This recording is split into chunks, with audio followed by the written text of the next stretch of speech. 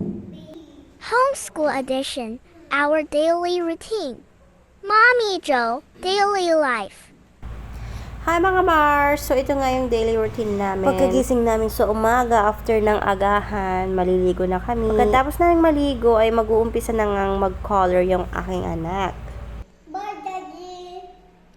So this time, paalis na ang aking asawa para mag-work. At kami na nga lang ng Junakis ko ang maiiwan dito sa bahay. Umaalis nga ng alauna ang aking asawa at bumabalik ng alas 4 ng hapon. At kami namang mag-ina ay mula alauna hanggang alas 3 nag-aaral. After study nga, ipapatulugin ko siya para naman makapagpahinga yung utak niya. So, before dumating ang daddy niya ng alas 4, tulog na ang aking anak. So this time, sabi ko sa kanya, kulayan niya yung mga gilid-gilid.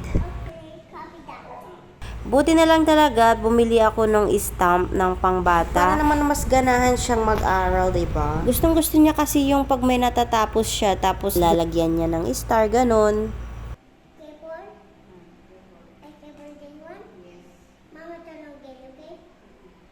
So, after coloring nga ay recess time naman. So, meron siyang ilang minuto para maghayahay muna. So, hinayan ko lang siya na enjoy yung break time niya.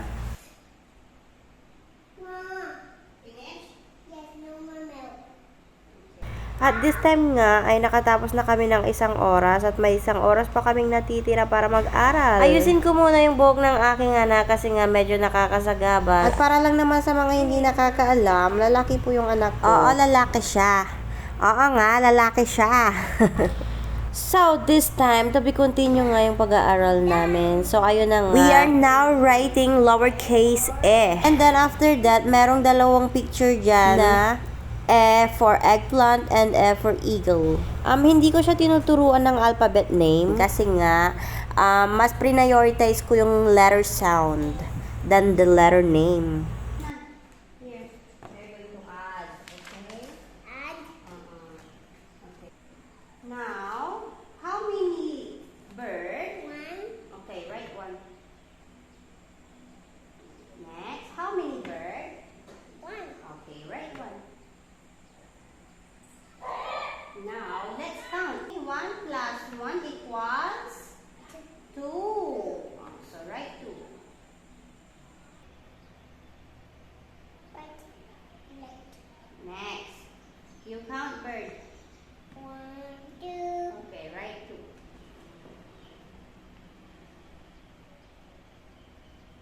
Okay. How many bird? 1. Now, let's count them all together. 1, 2, 3. So, how many? 3. So, 3 birds. Okay. Now, it's time to read.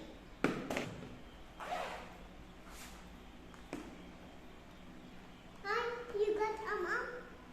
Later, after this one, reading. Cat. Cat. Hat. Hat.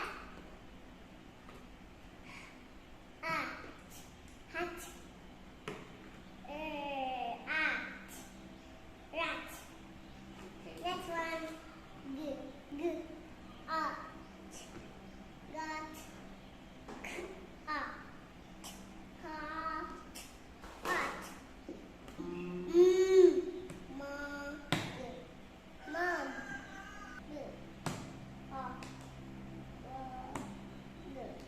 Bug.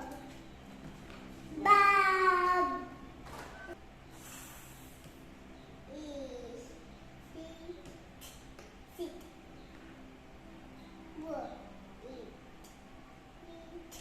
Eat. Lit. Eat.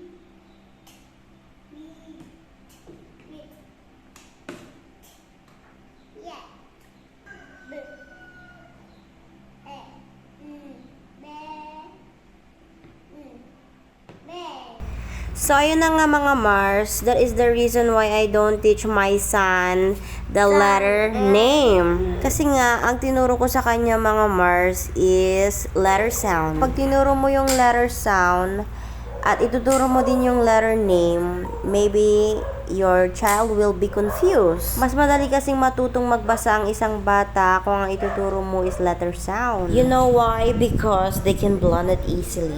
So, yun na nga mga Mars, ang dami kong sinasabi. After ko nga siyang pinakain, ay ready to sleep na nga kami. So, ganyan po yung ginagawa ko before kami matulog. Kasi nga, medyo pinagpawisan ng batang yan. So, ayun na nga, bago nga kami makatulog, ay ang dami pang patseche-boreche. At kung nagustuhan mo nga ang video ito, please like and share. Thank you! At yun lang naman ang chika ko for today's video. Bye!